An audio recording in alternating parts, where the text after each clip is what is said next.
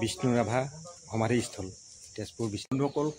আজি আপোনালোকৰ আগত আমি তেজপুৰ এটা পুৰণা মন্দিৰ, যোনটো নেকি নদীৰ পাৰত ব্ৰহ্মপুত্ৰ পাৰত অৱস্থিত এটা পাহাৰৰ টিলাৰ ওপৰত। চাওকচোন, এয়া হ'ল হনুমান মন্দিৰ।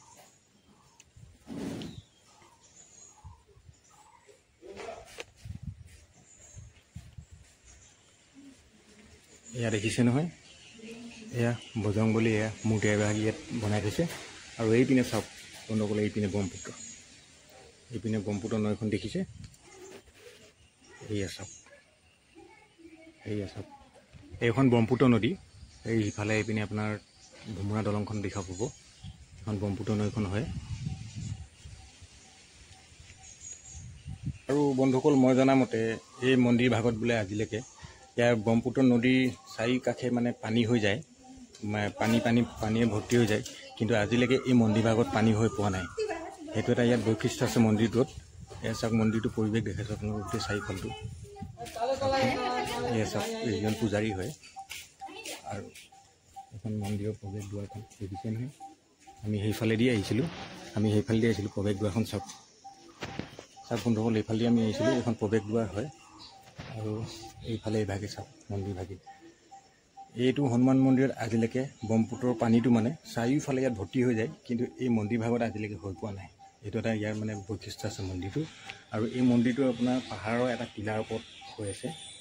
আৰু দেখিবলৈ বৰ ধুনীয়া, আৰু পৰিৱেশটো চাওক কিমান ধুনীয়া পৰিৱেশ, ঠাণ্ডা মণ্ডা পৰিৱেশ। চাওক মন্দিৰ ভাগ কিমান মজা লাগে, চাওক বন্ধুসকল।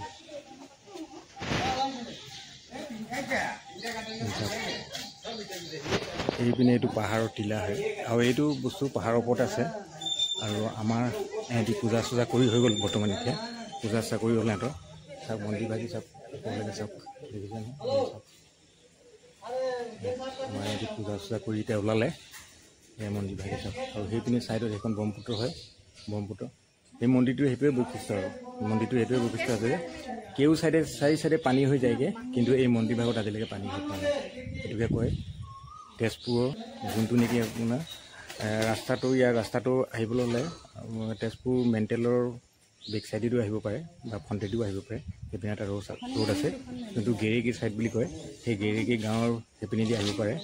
আহি পিনে আপুনি হনুমান মন্দিৰ বুলি ক'লে হ'ল, হনুমান মন্দিৰ এইটো বিখ্যাত। মানে ইয়াত চাব আৰু দৃশ্য আছে, নদী পাৰত, নদী কিনাৰে কিনাৰে আৰু দৃশ্য আছে, সেইবিলাকো আমি দেখুৱাই গৈ আছোঁ। বলক চাই যাওক বন্ধুসকল। আমি দেখাইছিলোঁ নহয়, এইটো মন্দিৰৰ বেক চাইডটোৰ পৰা আহি আমি এইপিনে ব্ৰহ্মপুত্ৰ পাৰ, এতিয়া দেখিছে নহয় এইখন ব্ৰহ্মপুত্ৰ নদীখন। এয়া চাওক, এয়া ব্ৰহ্মপুত্ৰ, এখন ব্ৰহ্মপুত্ৰ। আৰু আপুনি সেইপিনে দেখা পাব, এইপিনে আছে দলংখন, এইখন ভোমোৰাগুৰি, কলীয়া ভোমোৰা দলংখন সেইপিনে আছে। আৰু সেয়া ওপৰত সেয়া মন্দিৰ আছে, মন্দিৰ ভাগ। আৰু তলত এইখন ব্ৰহ্মপুত্ৰখন চাওক, এইখন চাওক। এইটো এটা তেজপুৰৰ মানে এটা বিখ্যাত হেৰি বুলি ক'ব লাগিব, মানে বিখ্যাত এটা স্থান হয়, য'ত নেকি হনুমান মন্দিৰটো অৱস্থিত হৈ আছে এটা পাহাৰৰ টিলাৰ ওপৰত, দেখিছে নহয়। আৰু এইখন গোটেইখন পানী হৈ গ'লে, আৰু এইটো চাৰি চাইডে মানে পানী হৈ যায়। পানী হ'লেও মানে ইমানলৈকে পানী উঠি যায়, কিন্তু আজিলৈকে সেই মন্দিৰ ভাগত পানী হৈ পোৱা নাই। সেইটো এটা ইয়াৰ বৈশিষ্ট্য আছে। চাওক ব্ৰহ্মপুত্ৰ নদীখন চাওক কিমান ধুনীয়া লাগিছে, চাওক দেখিছে নহয়, কিমান ধুনীয়া লাগিছে, দেখিছে ব্ৰহ্মপুত্ৰ নদীখন চাওক সকল। তাৰপাছত আমি এতিয়া পালোঁহি বিষ্ণু ৰাভা সমাধিস্থল, তেজপুৰ বিষ্ণু ৰাভা সমাধিস্থল। এই হনুমান মন্দিৰ কাষতে আছে এইটো বিষ্ণু ৰাভা সমাধিস্থল। ইয়াত মানে ধুনীয়াকৈ এখন উদ্যান বনাই থোৱা আছে, এখন পাৰ্ক বনাই থোৱা আছে। চাওকচোন কিমান ধুনীয়া পৰিৱেশ, চাওক কিমান ধুনীয়াকৈ পাৰ্ক বনাই থোৱা আছে, চাওক এইবিলাক। আৰু এতিয়া কিবাকিবি মানে বনাই আছে, সম্পূৰ্ণ হোৱাকৈ নাই, আৰু বনাই আছে, বনিও আছে, নতুন নতুন প্ৰজেক্ট লৈ আছে, বনাই আছে। আমি দেখুৱাই আছোঁ বলক আপোনালোকক।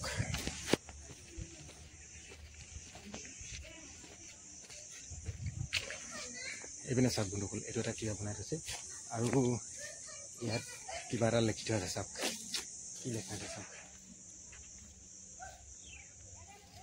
দেখিছে নহয় এয়া। আৰু এইপিনে ধুনীয়া পাৰ্ক এখন বনাই থৈছে, এইটোকে কয় বিষ্ণু ৰাভা সমাধিস্থল। এইপিনে ইউৰিনেল বনাই থৈছে, মানে মতা মানুহৰ মাইকী মানুহৰ ইউৰিনেল বনাই থৈছে। আৰু এইপিনে চাওক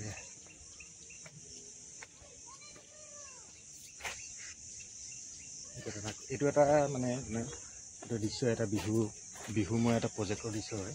হিচাপে হাতত পকা লৈ আছে, এইটো ঢোল এইপিনে বাজি আছে, পেঁপা লৈ আছে। এইটো দেখিছেনে? এইটো অসমৰ কলা কৃষ্টিৰ এটা মানে হেৰি বনাই থৈছে, বিহু এটা প্ৰতীক এটা বনাই থৈছে। দেখিছে ন? বিহু আমাৰ হেৰি আছে চাওক। এইখনে পাৰ্ক চাওক কিমান ধুনীয়াকৈ বনাইছে চাওক। আৰু এনি টাইম এইবিলাক মানুহ লাগিয়ে থাকে, চাফ চিকুণ কৰিয়ে থাকে। এইটো হ'ল এইডোখৰ হ'ল এতিয়া বিষ্ণু ৰাভাৰ য'ত সমাধি, য'ত মানে বিষ্ণু ৰাভাক ইয়াতে মানে খৰি দিছিলে। এয়া চাওক কিমান ধুনীয়াকৈ সমাধিটো বনাই থৈছে চাওক। গোটেই ৰাউণ্ডটো আপোনালোকক দেখুৱাইছে চাওক। চাওকচোন এইফালে চাওক, দেখিছেনে? এয়া চাওক কিমান ধুনীয়াকৈ চাওক, দেখিছে ন? এয়া চাওক, এয়া দেখিছে বন্ধুসকল, এইটো হ'ল সমাধিটো। এটা লেখা আছে চাওক, বিষ্ণু ৰাভা তুমি আমাৰ বাবে এটি জুই শিখা। তাত লেখা আছে চাওক বন্ধুসকল, ভালকৈ লেখা আছে চাওক। এই বস্তু লেখা আছে, বিষ্ণু ৰাভা তুমি আমাৰ বাবে এটি জুই শিখা। দেখিছেনে বন্ধুসকল কি ধুনীয়াকৈ লেখা আছে তাত। আৰু এইপিনে চাওক, বিষ্ণু ৰাভাৰ ইয়াত মানে য'ত মানে আসনখন আছিলে, এই আসনখন য'ত মানে পাঠ কৰিছিলে, পাঠ কৰা এটা নামঘৰৰ সৰু দৃশ্য বনাই থৈছে। নামঘৰৰ ভিতৰত এটা বনাই থৈছে। এইটো চাওক, এপিনে দবা এটা বনাই থৈছে, এপিনে আপোনাৰ ফুল এটা বনাই থৈছে, দেখিছে নহয়? আৰু এইপিনে সৰু ল'ৰা ছোৱালী খেলা এখন পাৰ্ক, ঝুলনা চুলনা কিবা কিবি বনাই থৈছে। আৰু এটা এইটো হ'ল কলাকৃষ্টি ভৱন, তাত মানে কিবা নৃত্য চিত্য কৰিব পাৰে সেইটো এটা। আৰু মই আগতে দেখাইছোঁ চাওক, চাওক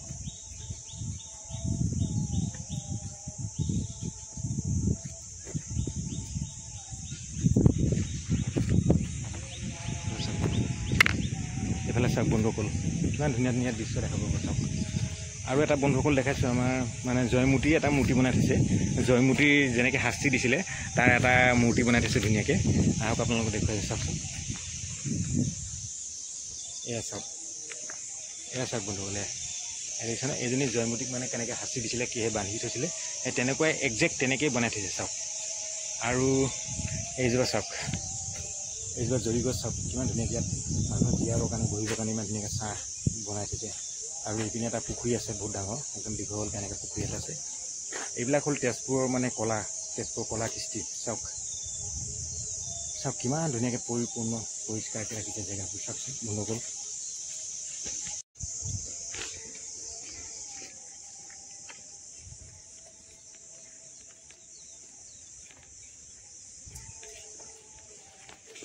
শান্তি পৰিময় জেগা, শান্তি পৰিৱৰ্তন জেগা চাওক। শান্তি একদম শান্তি, হুলস্থুল নাই কোনো। এইটো হ'ল সমাধিটো চাওক, য'ত হেৰি বিষ্ণু ৰাভা, তাত লেখা আছে আপোনালোকে দেখিছে নহয়, লেখাটো পঢ়িছিলে নহয়।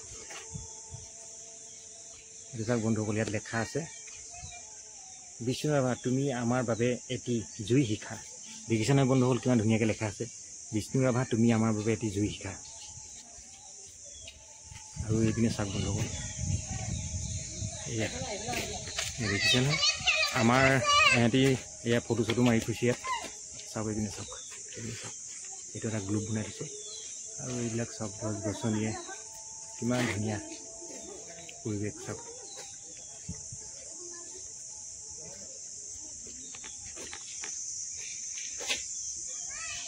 ইয়াকে কয় বন্ধুসকল, ইয়াকে কয় গ্ৰীণ তেজপুৰ বুলি যে কয়। চাওক কিমান চাফ চিকুণকৈ ৰাখে চাওক। চাওক সেয়া দেখিছে নহয়, দুজনমান মানুহ কামত লাগি আছে চাফ চিকুণৰ, দেখিছে নহয় ইমান ধুনীয়াকৈ ৰাখিছে চাওক। বন্ধুসকল চাওক, এইটো এটা ইয়াত কিবা এটা লেখা আছে বন্ধুসকল, আপোনালোকে কওকচোন কি লেখা আছে।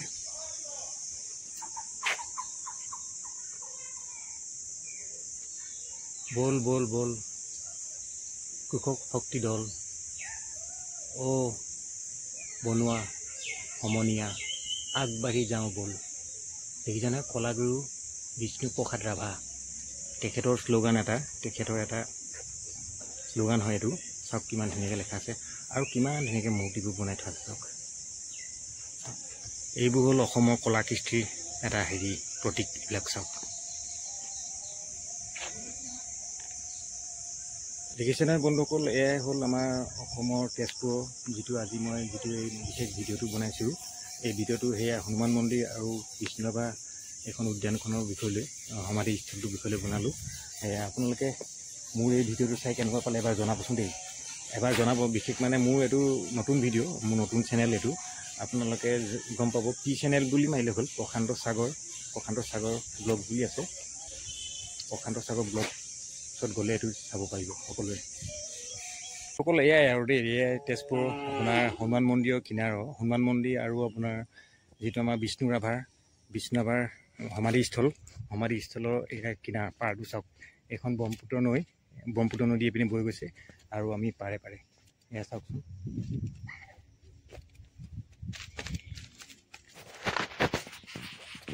এইপিনে বন্ধুসকল এয়া চাওক, এইখন ব্ৰহ্মপুত্ৰ নদী আৰু আমি পাৰে। আৰু বন্ধুসকল আপোনালোকে এবাৰ জনাবচোন মোৰ ভিডিঅ'টো এইটো চাই কেনেকুৱা পালে।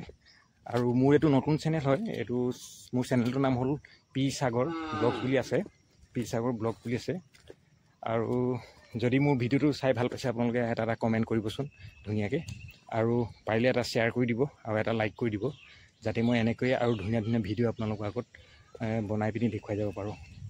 ধন্যবাদ বন্ধুসকল, সকলোকে ধন্যবাদ থাকিল। আৰু আপোনালোকৰ দিনবোৰ শুভ হওক, সুখী হওক আৰু হাঁহি থাকিব, সদায় ফূৰ্তি মনে থাকিব। ধন্যবাদ সকলোকে।